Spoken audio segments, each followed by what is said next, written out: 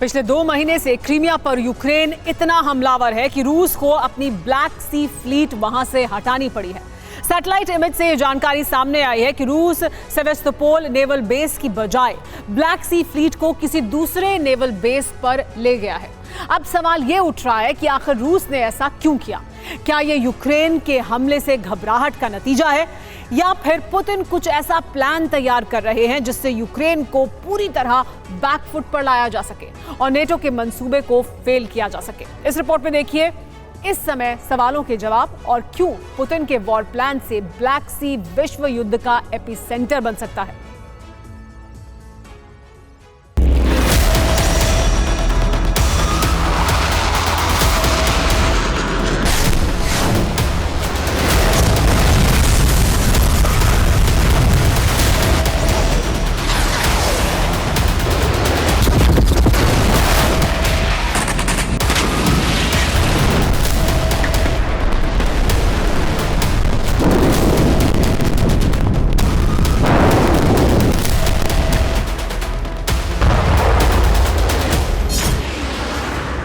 Crimea पर Ukraine ने इतना बारूद बरसाया कि रूस का हौसला पस्त होने लगा।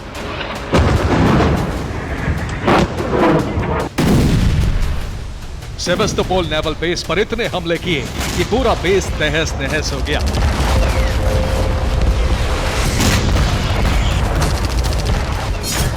आसमान से ड्रोन और मिसाइल अटैक, समंदर से सी ड्रोन से हमला। पिछले महीने से ऐसे हालात हो चले हैं कि रूस को अपने नेवी बेड़े को वहां से हटाना पड़ रहा है। रूस अब अपने जहाजों, सबमरीन समेत पूरी ब्लैक सी फ्लीट को सेवेस्तोपोल से हटाकर दूसरी जगह भेज रहा है, जिसमें से बड़े जहाजों को क्रास्नोदर के नोवरोसिस्क में भेजना शुरू कर दिया है, जबकि छोटे जहाजों को फियोडोसिया में भेजा जा रहा है। The bell online news portal ने इससे जुड़ी एक सैटेलाइट इमेज जारी की है, जिसमें डिप्लॉयमेंट साफ दिखाई दे रहा है।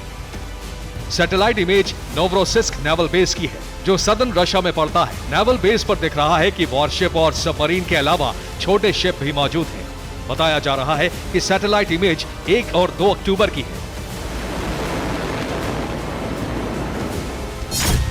इस पहली तस्वीर में 3 सबमरीन दिखाई दे रही हैं, जिसमें Kilo class PR-636, Natya class, Sorum class PR-745P दिख रही है। यह दूसरी सैटेलाइट इमेज है, जिसमें admiral Makarov warship, admiral Essen, Krivak class admiral लेदनवाई खड़े दिखाई दे रहे हैं। जबकि इस तीसरी सैटेलाइट इमेज में corvette Buyan M, Grisha 3, Ropucha class और एलिगेटर क्लास कॉर्वेट के अलावा PR-22160, प्योत्र मोरकोनोव 117 पोर्ट पर खड़े दिख रहे हैं। क्रास्नोदर में नोवरोसिस्क नेवल बेस पर पुतिन ने 23 सितंबर को दौरा किया था। उसी के बाद से सेवेस्तोपोल से ब्लैक सी फ्लीट को हटाया जाने लगा था। ये वही तस्वीर है जब पुतिन नोवरोसिस्क पोर्ट पर खड़े ब्लैक सी फ्लीट के सबसे बड़े वॉरशिप व्हाइट एडमिरल कुलाकोव पर पहुंचे थे। जो सैटेलाइट इमेज सामने आई है उसके मुताबिक ये 1 और 2 अक्टूबर की बताई जा रही है, यानी रूस ने करीब पूरी फ्लीट को शिफ्ट कर दिया है। अब सवाल उठ रहा है कि रूस ने अचानक से ब्लैक सी फ्लीट को शिफ्ट करने का फैसला क्यों लिया?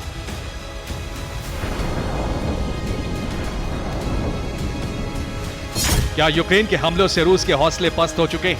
क्या यूक्रेन के हमलों से बचने के लिए ऐसा किया गया, या रूस ब्लैक सी में कुछ बड़ा करने की प्लानिंग में है? दरअसल ये बात भी सही है कि यूक्रेन के हमलों में सेवेस्तोपोल को बहुत ज्यादा नुकसान हुआ है,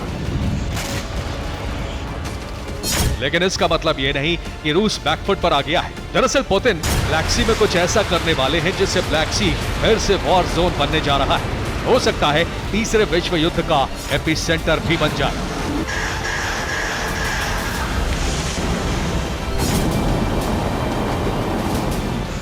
वैसे भी यूक्रेन ने ब्लैक सी में बारूदी बवंडर लाने में कोई कमी नहीं छोड़ी है।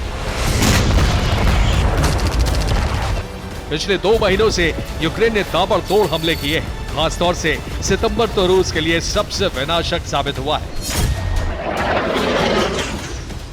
12 सितंबर को 2 वॉरशिप और 1 सबमरीन तबाह। 19 सितंबर को 2 शिप को बड़ा नुकसान पहुंचा। 21 सितंबर को एक फ्रिगेट का बड़ा हिस्सा तबाह हो गया। 22 सितंबर को सेवेस्तोपोल नेवल हेडक्वार्टर पर ड्रोन अटैक से तबाही। 23 सितंबर को यूक्रेन के हमले में एक नेवल कमांडर की मौत हो गई। 23 सितंबर को यूक्रेन का हमला इतना विध्वंसक था जिसमें 35 नेवी अफसरों की मौत हो गई। सितंबर में लगातार 7 दिन यूक्रेन ने क्रीमिया और सेवेस्तोपोल बेस पर हमला किया था।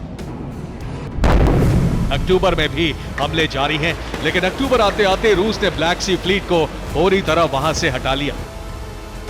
दरअसल इसके पीछे रूस की बड़ी प्लानिंग है। रूस ब्लैक सी में सी माइंस बिछाकर ग्रेन कॉरिडोर को पूरी तरह ब्लॉक कर देना चाहता है। ये ठीक उसी तरह है जब रूस ने स्नेक आइलैंड खाली करते वक्त वहां बारूदी माइंस बिछा दी थी और ब्लैक सी में सी माइंस बिछा दी थी ताकि स्नेक आइलैंड यूक्रेन की तरफ से इस्तेमाल नहीं किया जा सके। यूके इंटेलिजेंस की रिपोर्ट से खुलासा हुआ है कि जिस वक्त यूक्रेन सेवेस्तोपोल और क्रीमिया पर हमले करके अपनी पीठ थपथपा रहा था, उसी दौरान रूस ने काले सागर में यूक्रेन और दूसरे पड़ोसी मुल्कों तक पहुंचने वाले ट्रांसपोर्ट रूट पर बारूदी माइंस लगा दी। यानी अब कोई भी शिप अगर ग्रेन कॉरिडोर से गुजरेगा तो बारूदी माइंस उसे तहस नहस कर देंगे और रूस इसका इल्जाम यूक्रेन पर लगाएगा क्योंकि यूक्रेन ब्लैक सी में ज्यादा हमलावर हो रहा है। वैसे भी 17 जुलाई के बाद से कोई भी शिप ग्रेन कॉरिडोर से नहीं गुजरा है। यूके इंटेलिजेंस की रिपोर्ट में बताया गया है कि इस दौरान इतना अनाज बर्बाद हो गया जिससे 1 साल तक 1 मिलियन लोगों की भूख मिट सकती थी।